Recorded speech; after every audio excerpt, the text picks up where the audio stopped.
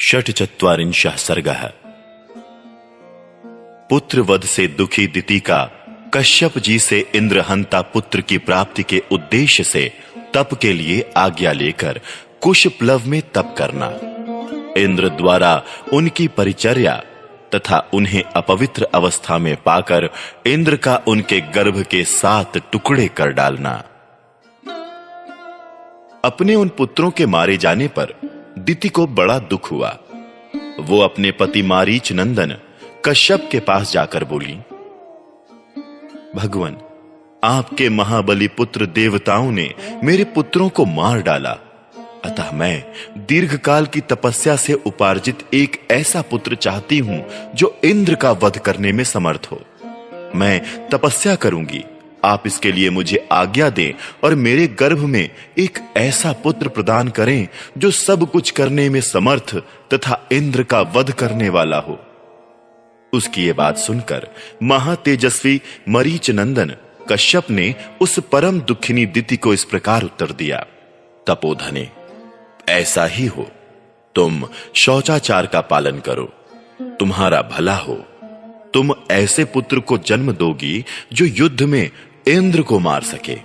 यदि पूरे 1 सहस्त्र वर्ष तक पवित्रता पूर्वक रह सकोगी तो तुम मुझसे त्रिलोकी नाथ इंद्र का वध करने में समर्थ पुत्र प्राप्त कर लोगी। ऐसा कहकर महातेजस्वी कश्यप ने दिति के शरीर पर हाथ फेरा, फिर उनका स्पर्श करके कहा, तुम्हारा कल्याण हो। ऐसा कहकर वो तपस्या के लिए चले गए। नरश्रेष्ठ, उनके चले जाने पर दिति अत्यंत हर्ष और उत्साह में भरकर कुशप्लव नामक तपोवन में आई और अत्यंत कठोर तपस्या करने लगीं।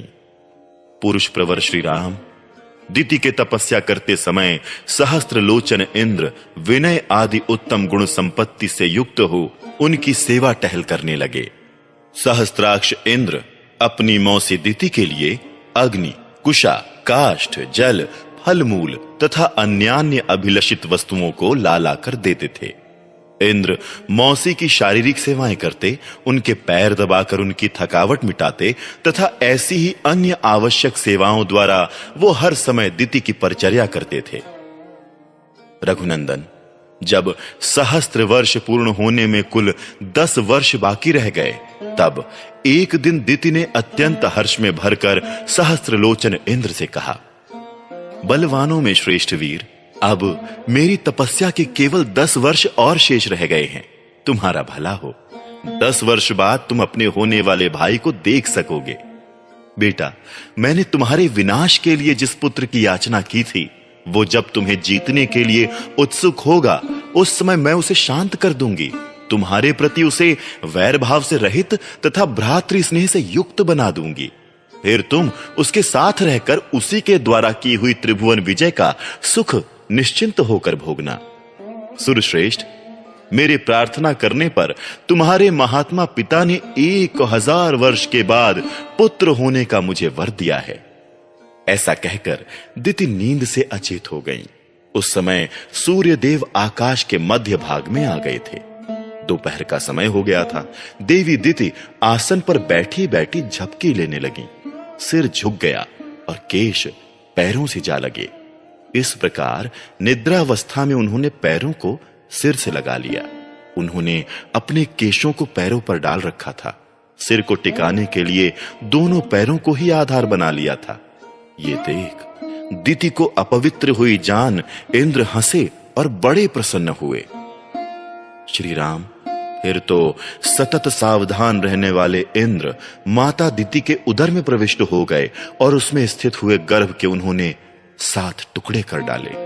श्री राम, उनके द्वारा 100 पर्वों वाले वज्र से विदीर्ण किए जाते समय वो गर्भस्थ बालक जोर जोर से रोने लगा। इससे दिति की निद्रा टूट गई। वो जाग कर उठ बैठी। तब इंद्र ने उस रोते हुए गर्भ से कहा, भाई मत रो। परंतु महातेजस्वी इंद्र ने रोते रहने पर भी उस गर्भ के टुकड़े कर ही डाले। उस समय दिति ने कहा, इंद्र, मेरे बच्चे को ना मारो, ना मारो। माता के वचन का गौरव मानकर इंद्र सहसा उदर से निकल आए। फिर वज्र सहित इंद्र ने हाथ जोड़कर दिति से कहा, देवी, तुम्हारे सिर के बाल पैरों से लगे हुए थे, इस प्रकार तुम अपवित्र अवस्था में सोई थी। यही छिद्र पाकर मैंने इस इंद्रहंता बालक के 7 टुकड़े कर डाले हैं। इसलिए मां, तुम मेरे इस अपराध को क्षमा करो। इस प्रकार श्री वाल्मीकि निर्मित आर्ष रामायण आदि काव्य के बाल कांड में 46वां सर्ग पूरा हुआ।